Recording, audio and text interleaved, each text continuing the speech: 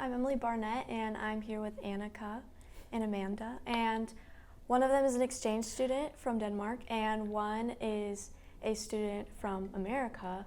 She goes to Liberty, and she was in Denmark last year. So we're going to be interviewing them today. So what were your reasons for traveling to another country? So I lived in the U.S. when I was 7 to when I was 10 years old because my dad got this work opportunity. And so when we moved back, I was just like, I want to go back to the U.S. And my parents were like, okay, well, when you're older, you can do an exchange year. And so then I got older and now I'm doing an exchange year. That's cool. Is this like a common thing? Is it the exchange program? A lot of people do gap years after 9th grade because the school system's a little different. Mm-hmm. So a gap year is very common, but people usually stay in Denmark. I just wanted to do an exchange year. Okay. And what about you, Anika? So I've always been really interested in other cultures, and especially European cultures. And it wasn't really normal. I hadn't really thought about it until maybe 9th grade, and then I was like, oh, I'll just go on an exchange. And basically, I wanted a Scandinavian culture, and so I came up with Denmark. Okay. So you didn't have any family from Denmark or anything like that? You just chose that? No, I just chose the country. It was really interesting to me. So how is learning different, and how is it the same? I think here in America, we do a lot of assignments on paper, where in Denmark, everything is on your computer, and we barely print any papers out. Also for the environment, to try I don't know, save the planet. And also our relationships with our teachers is very different. So here you call your teacher by their last name. In Denmark you don't, you just use their first name. The only people you really refer formally to is the royals. Yeah, the royals. Yeah. The royals. The royals. What about you, Anika? I think one of the major things that I really realized while I was over there was their form of high school is much more a mix of our college and our high school. And so you'll have block classes. So longer classes. It switches every day. You have a different schedule every day. It's they treat them like they're older.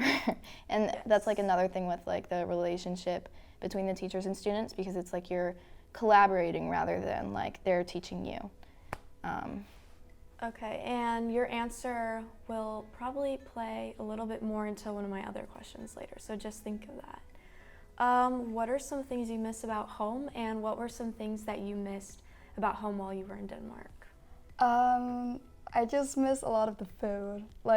The food is very different here. Mm-hmm. It's both it's more fat, greasy, and there's cheese on everything. I don't like cheese, so yeah. The food is just very different here than in Denmark. So I kind of miss my mom's homemade meals. Yeah, I think that's really funny because the last exchange student we interviewed, she said the same thing. She said, I miss a German breakfast. That's what she said. Yeah. Is there anything particular that you miss though, food-wise?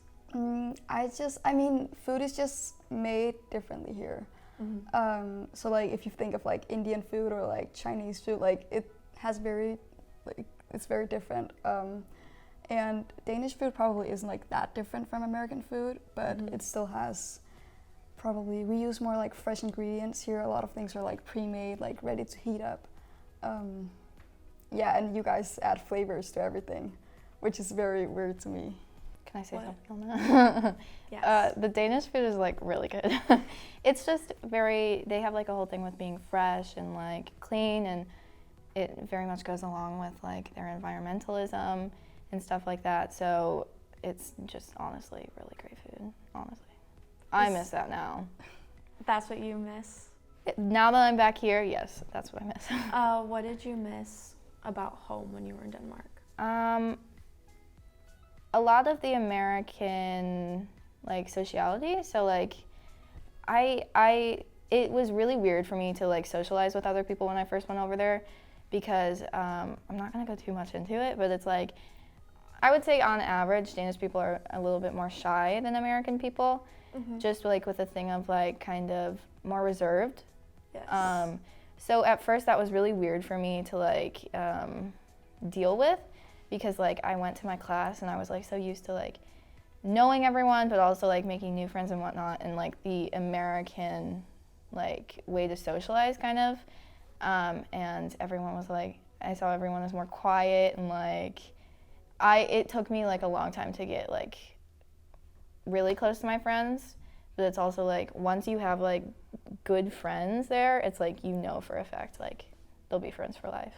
Yeah. So It must have been really difficult though, like making that decision to just, yeah, I think for me it was like a weird thing of like I want to do this, and thankfully like my parents were like really supportive, and they were like, go on and do it, and I'm like, yeah, and it's like it is really hard. Exchange is super hard, but like you can grow so much, and you find new ways to adapt and new ways to just deal with not normal day problems, but like pretty much any problem that you can come up with. And it's just like the courage and like the like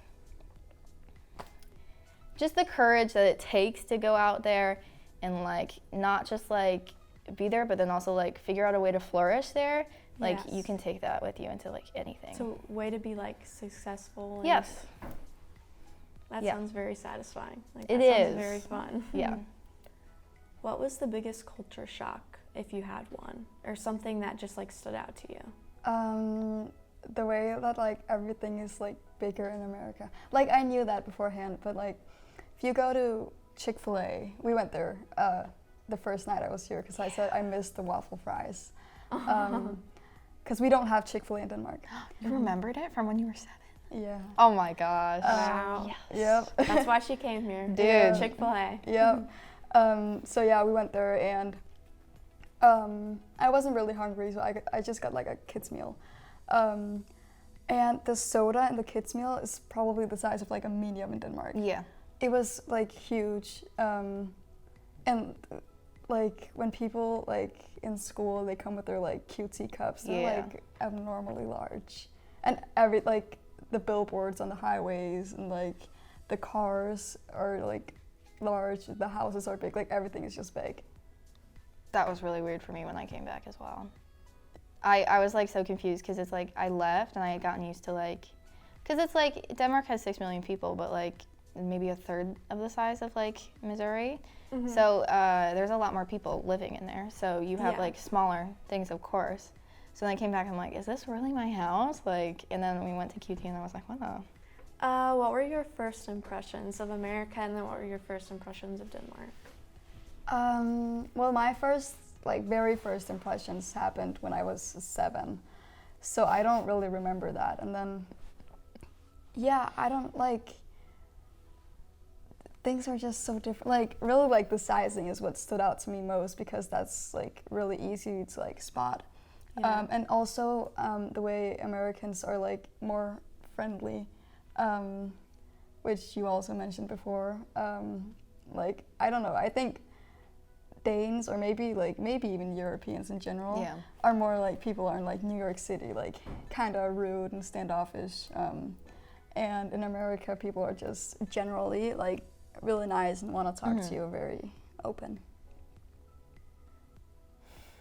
I think my first impression was that everyone had blue eyes. I don't know why that was like weird, but I remember thinking that when I first went. And also that people were quiet and reserved. Not as much, I would expect, like, the way that Danish people act isn't as like how I see like other Europeans act. I would say like they're reserved, but like not in a mean way, just like a this is my business way. It's very like it's very like you talk, you know, only say the things that like others will find like important. Like if you just like in the US, some people will come up and they're like, oh hey, guess what I did yesterday, and you're like, oh that's cool, and in Denmark they'll be like, okay, so like in the US it's almost like, especially with, you can see like the way that our schools are like set up, and like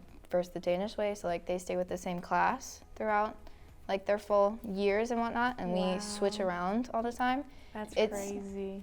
So like they don't get to know as many people, but they get like much deeper bonds with those people, and we're kind of taught to like socialize more, but not like get as close to people. So it's like a lot more of small talk. No, I understand. So it's just the way that you like socialize. It's very different from like the culture and whatnot. Yeah, no, in Denmark you have like from kindergarten to 9th grade, that's all the same school. And it's the same class, which sounds terrible for people who are not used to that. Yeah. But it's really nice because you know these people from when you're like 5 years old. So there's nobody that's like an outsider, or like everybody's just really close with each other. And that's very like the first year of kindergarten isn't even about like learning your ABCs or 1, 2, 3s. It's about like we're gonna learn to be friends with each other. So in that way, Danes are a lot. Yeah, it's very different. And like you'd think that would like make them have a smaller circle of friends, but it's like no, they stay with these people as they grow and then go to a different school, and then they're like really close with their class. So it's like you have all of these friends still. Yeah. Yeah, it seems like there's a lot of like differences like socially. Is there anything else that's like you could think of, like the way people dress or any phrases or anything that stood out to you? So I think we can agree. Firstly, we can elaborate on that, the way people dress, also the use of curse words. The use of curse words. You can go first. If you want to start with the way people dress, it's very black, white, gray. Europe's just now adopting like the whole thing of athleisure and whatnot. So the first day that I went to school, I like went in like leggings and maybe like a nice sweater, and I looked around and everyone was like wearing jeans and like nice pants and stuff. And I was like, what is this? I'm like, why wouldn't you want to be comfortable during school? But over time, I obviously got very into it. I would say they definitely have a different style of like they have a different fashion sense. It's much more.